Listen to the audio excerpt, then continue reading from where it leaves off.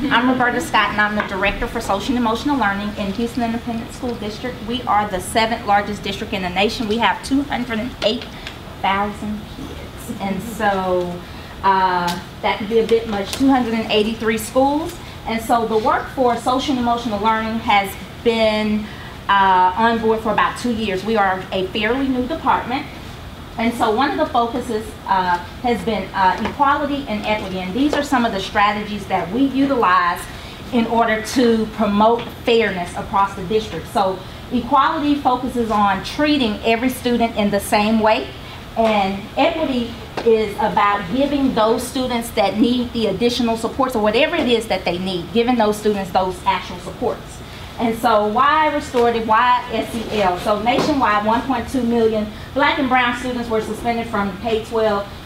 Charles kind of shared a lot of the data, but nationwide, this is the big number. 13 southern states was responsible for 55% of those suspensions. So districts in the South were mainly responsible for the expulsion. So we hit that mark in Texas. 82% of the prisoners are in America are high school dropouts. So as an educator, that's an alarming number for us.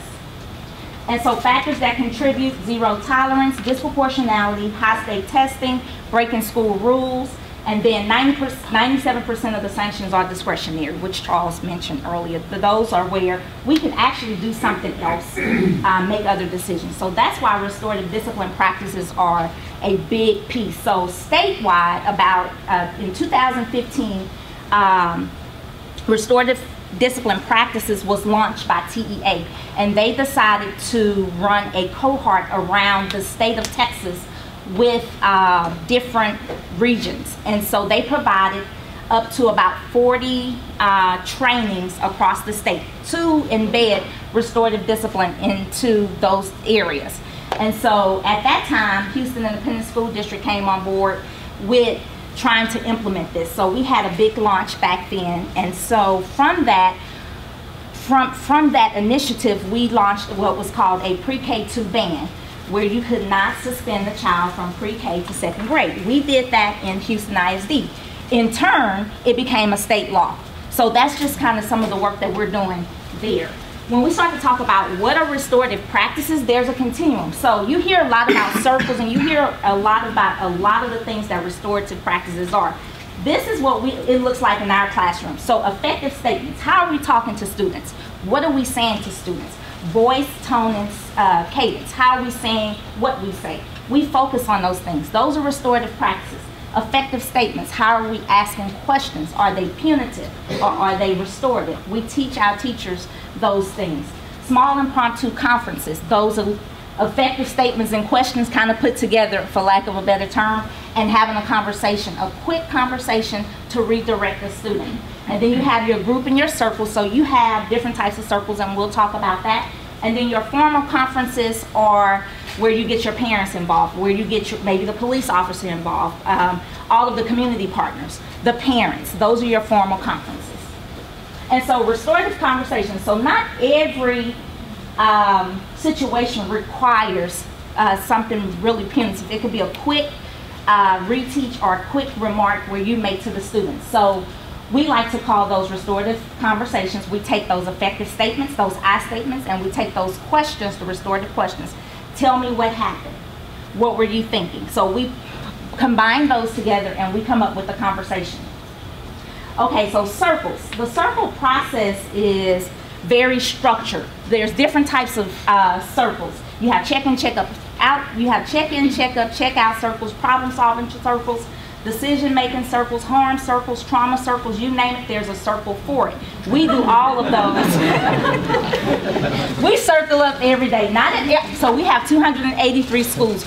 We have about 30 schools that are doing restorative on a day-to-day basis. It's very hard to expand with the human capital in terms of getting the training and the behind-the-scene work that it actually takes and it entails. Community building within the classrooms, it promotes those relationships with each other and with the adult in the building or the adult in the classroom. The repairing harm is a real powerful piece within the classroom because it gives that student the opportunity to express and to identify the harm that was caused, and the individual to receive the information from that student. So restorative focuses on relationships first, rules second. It gives voice to the person harmed and the person who caused the harm. It engages in collaborative problem solving. It enhances personal responsibilities, and it empowers change and growth. And so evidence that restorative works. So we had a 28% decrease, probably many other factors as well that contributed to that. But we were able to decrease in-school, out-of-school, and the DAEP referrals in one school year.